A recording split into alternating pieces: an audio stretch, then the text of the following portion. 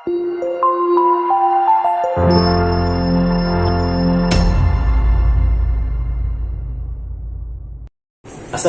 warahmatullahi wabarakatuh. Fokus pada tujuan, bukan pada pujian.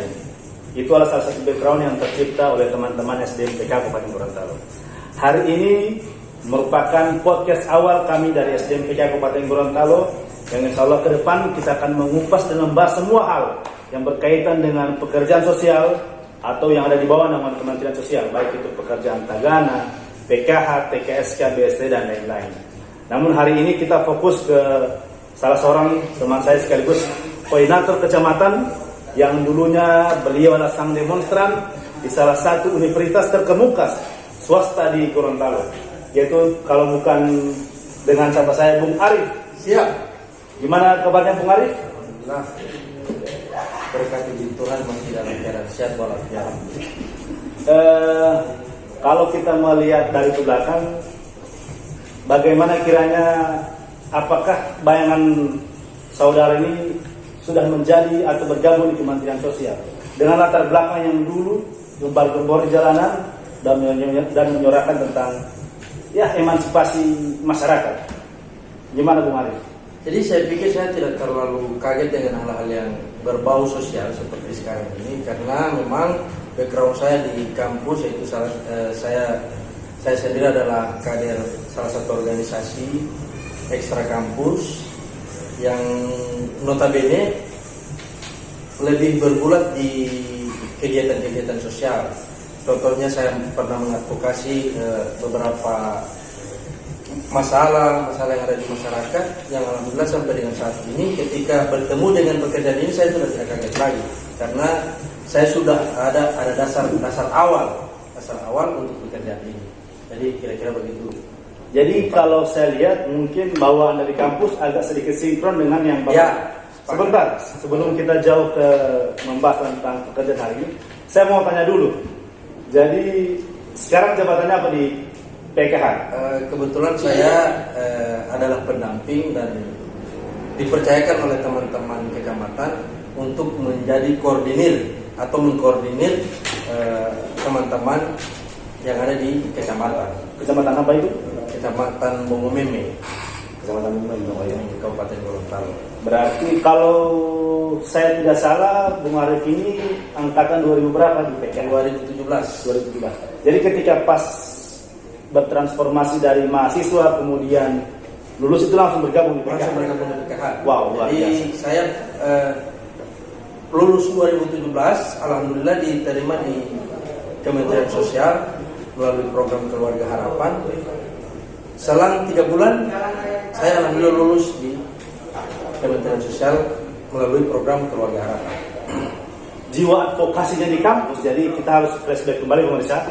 Jadi karena berhubung teman kita satu ini dulunya sang demonstran yang sedikit-sedikit berpuar-puar di jalanan tentang mengadvokasi masalah-masalah sosial dan masalah-masalah hukum lainnya. Karena beliau ini adalah sarjana hukum, jadi kita akan bahas terlebih dahulu. Agak terasa gimana kalau dulu sementara melawan pemerintah, bukan melawan jadi oposisi ya. Kalau melawan kayaknya kita seperti teroris. Jadi gimana posisi sebagai oposisi dan menempatkan saudara ini menjadi bagian dari pemerintah itu sendiri? Saya pikir ini adalah bukan dilematis juga ya, dibilang dilematis juga tidak. Kalau memang posisi masih idealis, saya masih idealis.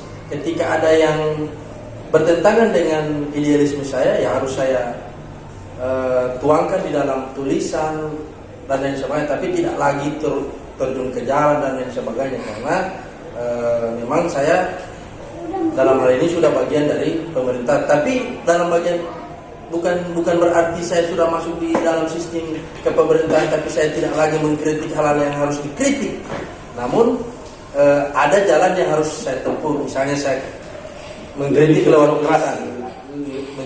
tulisan, lewat media sosial, menyampaikan hal-hal yang harus diperbaiki melalui kebijakan pemerintah saat ini. Kalau erat kaitannya dengan kritis mengkritisi, mungkin jiwa itu masih tertanam. Jadi mau dikatakan, tidak katanya mantan demonstran. Kalau katanya mantan, hanya pacar yang ada mantan. Kalau jiwa demonstran masih ada di tiap-tiap diri orang-orang yang pernah turun ke jalan Jadi kalau dikatakan kita lah, kalau ada istilahnya topi miring, kita bukan topi miring, tetapi sepatu miring. Mereka orang-orang istilah dulu itu sang demonstran. Kalau saya mau tanya lagi, ada teman-teman yang mungkin bertanya, erat kaitannya dengan program Keluarga Harapan, kendala atau mungkin ada hal yang mengasihkan dari saudara selama menjadi salah seorang SDM PKH Kabupaten Gorontalo. Oke. Jadi kendala ya? Berbicara kendala sama. Jadi kendala dengan ada hal-hal yang menarik yang mungkin bisa diceritakan dan berbagi buat seluruh pemirsa. Karena berhubung ini podcast awal jadi agak sedikit santai dan kaku itu iya. Tapi tetap kita bungkus dalam suasana yang santai. Jadi kalau bicara persoalan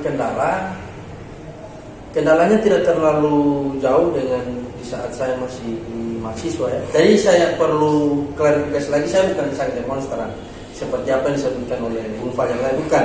Tapi saya lebih aktif di kegiatan-kegiatan sosial, baik itu di organisasi intra maupun organisasi eksternal. Tetapi turun di jalan juga ya. Turun di jalan ya sering, tapi tidak harus dinobatkan sebagai sang demonstran. Sang demonstran itu yang satu hanya Bung Karno. Jadi perlu saya tanggapi lagi terkait dengan kendala. Nah, kendala yang saya hadapi sekarang mungkin banyak sih kendalanya. Pertama, keluhan-keluhan masyarakat yang sampai dengan hari ini masih dipikirkan oleh pemerintah terkait dengan akses yang menurut saya, khusus wilayah dampingan saya itu di Kecamatan Bongomeme, di Desa Kayu Merah, itu aksesnya masih jauh dari wilayah perkotaan, yang kemungkinan masyarakat yang ada di sana itu, saya tidak bilang awam ya, tapi belum terlalu tersentuh dengan hal-hal yang yang menurut orang-orang kota itu sudah luar biasa. Contoh misalnya di sana jalan masih dalam taraf pegunungan, terus listrik pun belum masuk, mungkin jaringan juga apalagi. Jadi saya beritahuan awal kemarin ini saya dapat bocoran. Beliau mengadvokasi ada beberapa desa yang ada di kecamatan beliau karena akses internet ataupun akses jaringan masih sulit. Jadi sistem PKH itu tidak bisa dilakukan pembayaran secara komunitas. Namun karena di sana ada beberapa akses yang blank spot, beliau mengkoordinasi lewat pemerintah desa, pemerintah kecamatan sampai pemerintah daerah Kabupaten Gorontalo, lewat Dinas Sosial Kabupaten Gorontalo. Alhamdulillah yang dulunya, jadi saya mengawali ini. Jadi dulunya masyarakat itu mau mengambil uang PKH itu harus dengan biaya sekian, bahkan sampai 50.000 untuk pulang pergi. Sedangkan ada yang mungkin hanya diterima 200.000 atau anak SD satu orang. Beliau mengadvokasi dan alhamdulillah di sana disepakati oleh dinas sosial, pemerintah desa, kecamatan, yang semuanya berkesimpulan pada proses kemudahan masyarakat mengakses BRIN kalau saya tidak salah. Dan itu diawasi langsung oleh teman-teman dari dinas sosial lewat Linjam Sos dan teman-teman pemerintah desa sampai pemerintah kecamatan. Ya, jadi alhamdulillah sekarang sudah agak mudah. Jadi saya cerita sedikit Pak Fajar perjuangan saya, biar siapa tahu ada teman-teman lain yang memang wilayahnya blank spot bisa ditiru kayak saya. Jadi pertama Pak Fajar, pas awal saya masuk di PKH 2017, saya langsung SK-nya saya itu keluar di Kecamatan Bongomeme. Setelah saya sebulan 2 bulan, ternyata saya lihat ada kondisi masyarakat salah satu desa dampingan saya yang memang sulit untuk mengakses. Desa apa itu Pak? Desa Kayu Merah. Desa Kayu Merah, Kecamatan blank spot, tidak ada jaringan sama sekali, listrik pun belum masuk, bahkan jalannya pun masih mau dibilang aspal, bukan aspal, mau dibilang tanah, bukan tanah juga. Tapi antara ada dan tiada. Jadi perjuangan saya pastikan dulu itu masih Indonesia. Masih Indonesia, berarti masih merdeka. Masih diakui.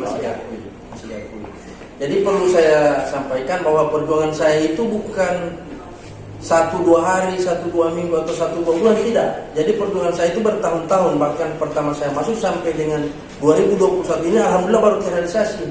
Nah, cara yang saya buat, saya sudah mengkomunikasikan ini lewat pemerintah desa, pemerintah kecamatan, sampai di tingkat pemerintah kabupaten. Bahkan pada saat itu pernah ada rapat evaluasi yang dilakukan oleh Bupati Kabupaten Gorontalo, dan di situ juga sempat saya sampaikan, namun bukan tidak direspon, tapi masih dalam saya juga tidak tahu alasannya apa. Tapi alhamdulillah berkat kerja-kerja saya yang selalu mengkomunikasikan ini dari tahun 2018 ya, kalau tidak salah dari 2018 saya perjuangkan, dan alhamdulillah lewat lobby-lobby yang pernah saya lakukan di kampus pas masa kampus, alhamdulillah terrealisasi dengan baik.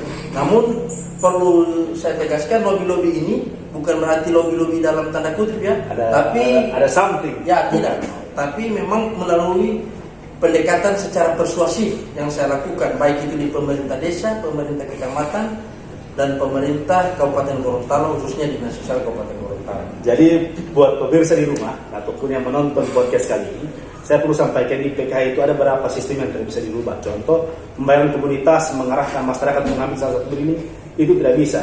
Namun ada hal-hal yang bisa dikecualikan kalau kemudian ada salah satu wilayah yang sifatnya blank spot atau tidak memiliki jaringan sama sekali, dan teman-teman pendamping sudah bukan mengarahkan ya, tapi mengkomunikasikan mana baiknya buat masyarakat.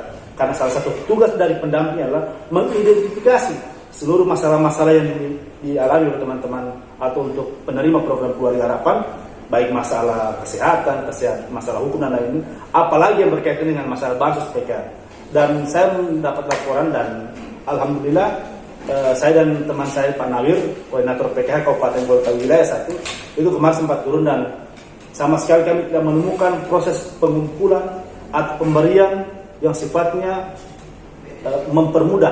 Artinya ada putih-putih di situ, dan alhamdulillah melalui proses penyelidikan itu, proses yang namanya gratifikasi itu sama sekali kami tidak temukan.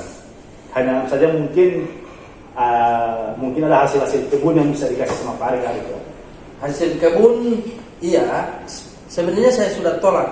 Cuman karena perlu kita ketahui bersama bahwa di Gorontalo ini, khususnya di Kabupaten Gorontalo, ketika seseorang memberikan hadiah ke orang lain terus tidak diambil, maka yang si pemberi itu merasa tersinggung. Maka itu yang saya jaga. Ya. Sehingganya budaya lokal. Iya, lebih ke kearifan lokal yang ada di Gorontalo. Jadi saya tidak terlalu sebenarnya saya ingin menolak, namun saya lebih mengedepankan rasa ketersinggungan si pemberi.